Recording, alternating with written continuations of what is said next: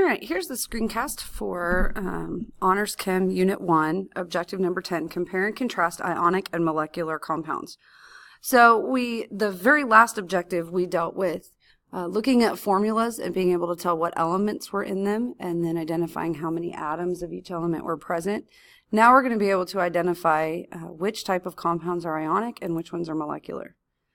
Ionic versus molecular. We tend to think of ionic compounds as having these nice geometrical patterns to them, repeating units where you see, like this is an example of sodium chloride, so you would see a sodium and a chlorine bonded together in these nice alternating geometric structures, whereas molecules or molecular compounds tend to have more bent or a variety of shapes to them. And here's an example of it. Ionic, here's sodium chloride, having this lattice structure where you're going to have the negative chlorine surrounded by a sea of positive sodium, or a positive sodium surrounded by a sea of negative chlorine. And then molecular or covalent compounds made of molecules. So we see them with covalent bonds, and this is an example of a sugar having 2 carbons, 4 oxygens coming off, and 4 hydrogens coming off and 2 oxygens. Whenever you have an ionic compound, it's always going to be a metal bonded to a nonmetal. It's going to be things that have ions, something that's a positive ion and something that's a negative ion bonded together. So for example, on this slide, it shows you salt, NaCl. Sodium forms a 1+ ion, so it's positive, and it's going to bond to chlorine, which forms a 1- ion. So sodium gives an electron to chlorine, and that's when they bond together. Ionic compounds will dissolve in water.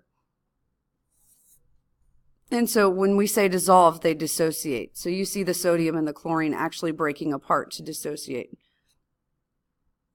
Covalent compounds are all going to be made of nonmetals. So carbon, hydrogen, and oxygen are all nonmetals.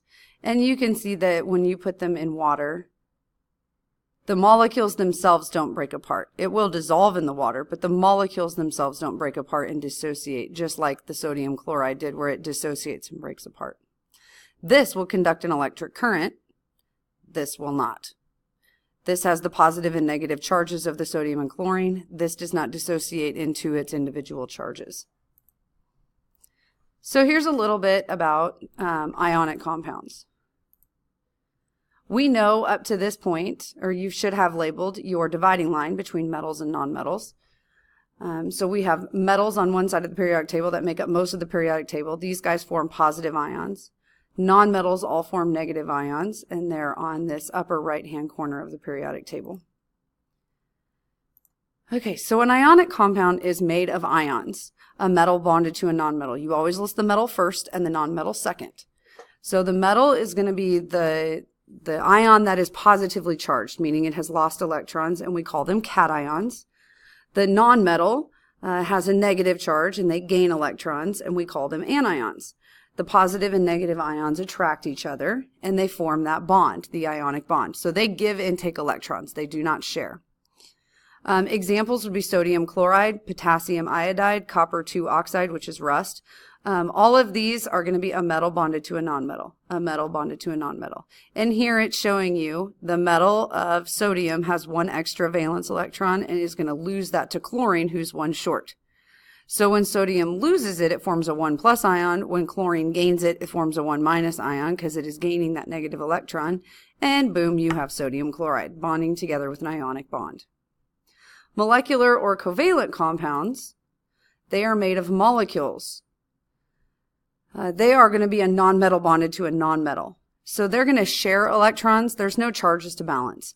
All of the nonmetals, they are really happy gaining electrons. They want to gain electrons. All of them do. So if you have something that wants to gain electrons bonding to something that also wants to gain electrons, you're not going to have a give and take. They're going to have to share. And for example, here's methane right here. Carbon is sharing these electrons with hydrogen. So they both have possession of them.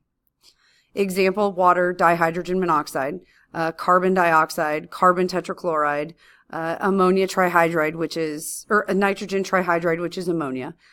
but these are going to be made of nonmetal compounds only. So the easy way to tell the difference between an ionic compound and a molecular compound is just to identify what elements are present. If it's a metal and a nonmetal, it's ionic. If it's 2 nonmetals or 3 nonmetals, it's molecular. So a little bit on atoms versus ions. We're going to get this more in our atomic theory unit, but atoms have the same number of electrons as protons. So their positives equal their negatives. So if I had 5 protons, like boron does, it would have 5 electrons. That's going to be a neutral charge. In an ion, it's when you have different numbers of electrons and protons. So you have lost or gained electrons. Your proton number never changes, but you can gain or lose electrons. If you lose electrons, you form a positive charge. If you gain electrons, you form a negative charge.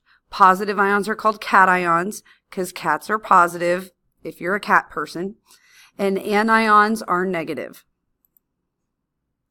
So we are going to do, we're going to watch this video, covalent versus ionic bonds in class.